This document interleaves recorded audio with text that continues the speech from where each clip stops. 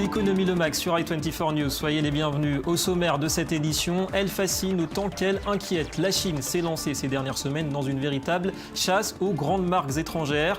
Des enquêtes pour monopole et entente sur les prix. Voitures, électronique, lait en poudre. Que cherche Pékin à travers ces procédures? Nous ferons le point dans un instant. Et puis gros plan également sur un moyen de paiement aussi pratique qu'efficace. Il nous vient du Kenya et il s'appuie sur la téléphonie mobile.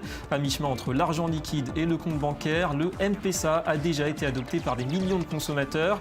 Il part aujourd'hui à la conquête de l'Europe de l'Est. Découverte dans quelques minutes.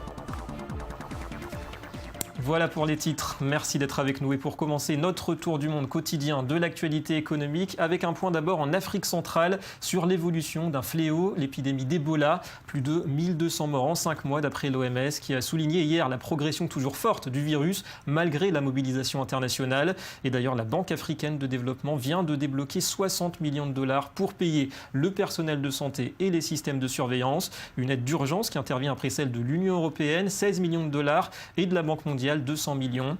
Et on le sait, cette épidémie d'Ebola, c'est aussi une crise économique. Au Libéria notamment, l'activité commerciale est très fortement affectée. Les analystes sont inquiets.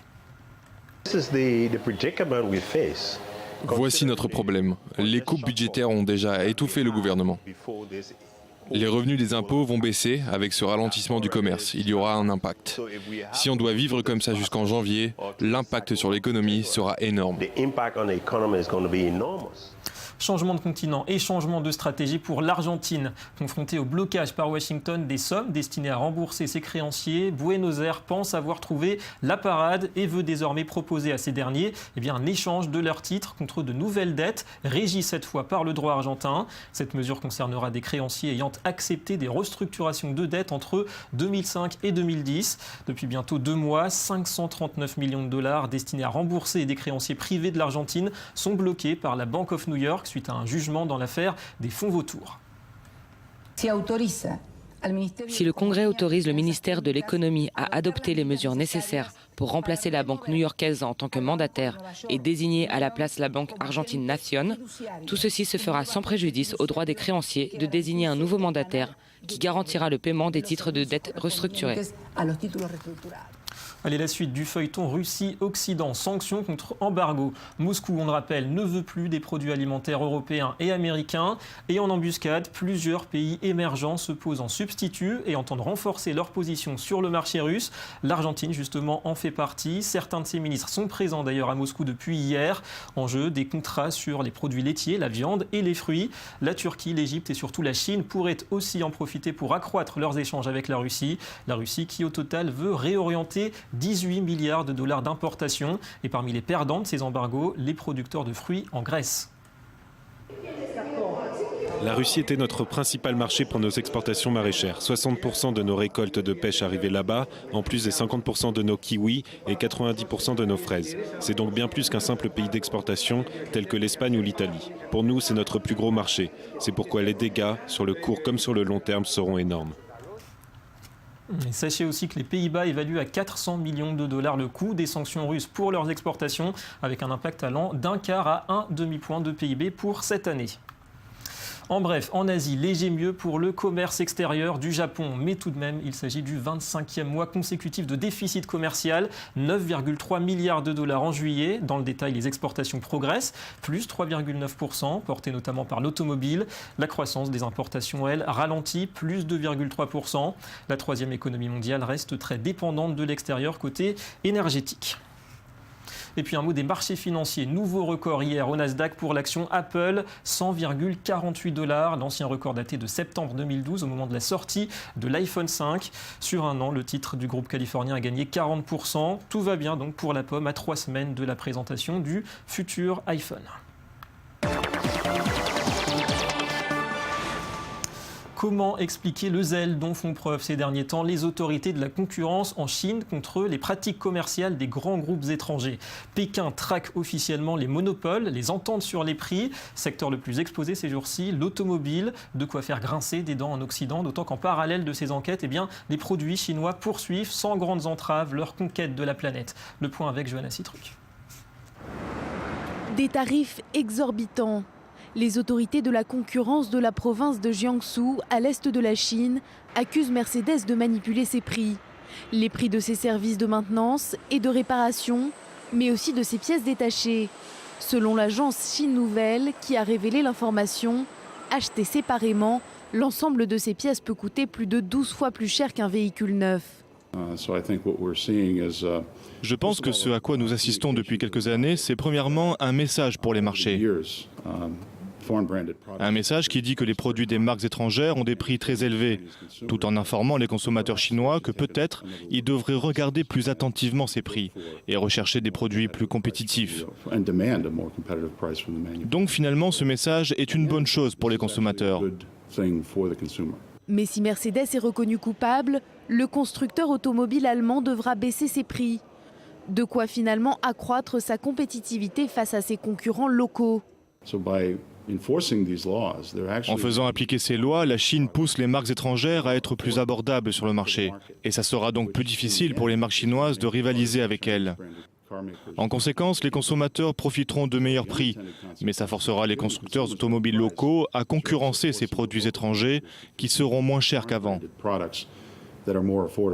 Cette procédure arrive au moment même où la Chine s'engage dans une bataille contre les monopoles, tout particulièrement ceux détenus par des entreprises étrangères. Outre l'automobile, il y a les smartphones. China Mobile, le premier opérateur du pays, a décidé de réduire de près d'un tiers son budget pour subventionner l'achat des téléphones par ses clients. Une décision qui devrait favoriser les constructeurs locaux et pénaliser les modèles de l'américain Apple et du sud-coréen Samsung, trop chers pour la plupart des consommateurs chinois. Alors que Pékin verrouille son marché vis-à-vis des entreprises étrangères, la Chine n'a jamais autant inondé le reste du monde de ses produits. En juillet, l'excédent commercial a atteint un niveau historique, avec une hausse des exportations de 14,5%. Mais à force de faire la guerre aux produits étrangers, la Chine pourrait bien elle aussi en subir les conséquences. Le mois dernier, ce qu'on appelle les IDE, les investissements directs étrangers, ont plongé de près de 17%, à leur plus bas niveau ces 2 dernières années.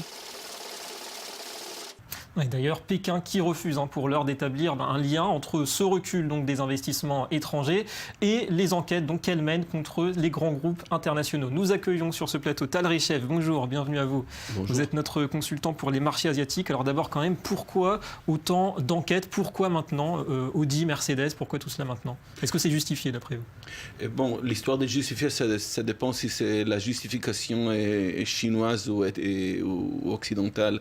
Mais pourquoi dernièrement? Disons que ça existe depuis toujours et on a vu il y a quelques mois l'enquête contre GlaxoSmithKline dans une autre histoire et de temps en temps les Chinois ils font des investigations, des enquêtes de ce genre-là, mais dernièrement il y a quelque chose qui change un peu, c'est la campagne qui mène Xi Jinping, le président, contre la corruption et ça montre la direction, ça montre là où il faut aller et les officiels du parti chinois ils essayent de montrer qu'ils suivent le. Vous voyez un lien entre les plans quinquennaux du gouvernement et ces décisions donc légales contre les constructeurs. Il y a le plan quinquennal qui sort chaque 5 ans, mais entre un plan et l'autre, il y a aussi les déclarations du président ou le Premier ministre qui montrent aussi de petits changements qui peuvent être sur la route. En précisant au passage, 200 millions de dollars d'amende, c'est un record infligé hier à 10 équipementiers automobiles japonais pour entendre donc encore une fois sur les prix. Alors côté automobile, on le sait, Tal Rechev, la Chine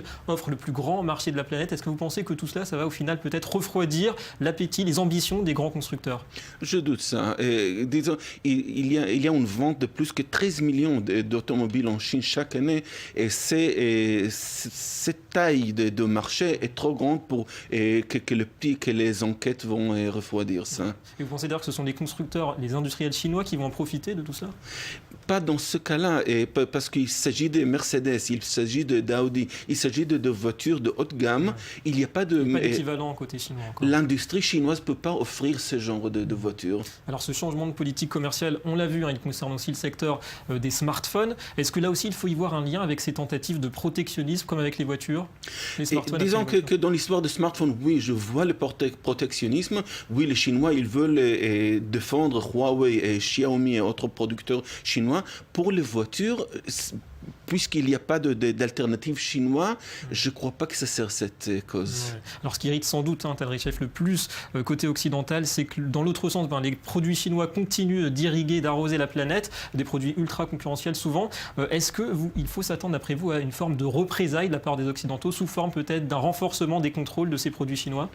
Et c'est bien possible, ça dépend parce que l'Occident et l'OSCD et les Européens, les Américains en général, ils ont un problème de coordonner les décisions entre l'un et l'autre. Et la Chine est aussi dans des autres directions, elles peuvent mettre leur pression quand ils veulent. Donc c'est possible, mais ça ne sera pas facile du tout. Sûr. Merci Tal Reshef pour toutes ces explications. Merci à vous. Et on part à présent en Afrique de l'Est. C'est au Kenya qu'est apparu il y a 7 ans un système de paiement pour les petits achats courants via le téléphone portable. M-Pesa, argent mobile en Swahili, c'est aujourd'hui 18 millions d'utilisateurs et déjà 2 belles réussites à l'export. Nouvelle étape cette année, la migration vers l'Europe de l'Est. Le géant britannique Vodafone expérimente le procédé en Roumanie. Alors comment se déroule l'adaptation? Reportage à Nairobi et à Bucarest. Régler ses achats du quotidien sans pièces ni billets, c'est presque devenu monnaie courante au Kenya, grâce au service M-Pesa, qui signifie argent mobile en Swahili. Avec ce système, un téléphone suffit pour payer sa facture d'électricité, son taxi ou même ses courses. Une fois inscrit, le client dispose d'un compte en ligne dans lequel il peut verser de l'argent, en recevoir ou encore en transférer à sa famille ou ses amis. Un jour comme aujourd'hui, il y a environ une dizaine de personnes qui payent via M-Pesa rien qu'ici. Alors vous imaginez avec tous les commerces qui existent à Nairobi, en sachant qu'il y en a près de 5000 rien que dans la ville elle-même qui utilisent M-Pesa. Et ces gens gagnent de l'argent chaque jour parce qu'ils ne ferment pas. Lancé en 2007 par Safaricom, une filiale de l'opérateur britannique Vodafone, le service a connu une croissance exponentielle. Près de 18 millions de personnes l'utilisent au Kenya et M-Pesa s'est exporté avec succès en Tanzanie, en Égypte, en Inde et au Mozambique.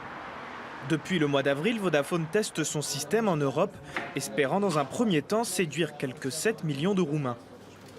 Ingénieur à Bucarest, Michi Karstoiu vient tout juste d'activer son compte. Cet habitué des banques en ligne a tenu à essayer la nouveauté. Je gagne du temps, c'est évident, et je crois que les frais de transaction sont moins importants. Mais le plus important, c'est le gain de temps. Tout le monde a un téléphone portable et c'est très simple d'envoyer et de recevoir de l'argent ou de faire des paiements. On peut payer ses factures directement avec M-Pesa. Le succès de M-Pesa au Kenya est dû en grande partie au nombre de personnes qui n'ont pas de compte bancaire.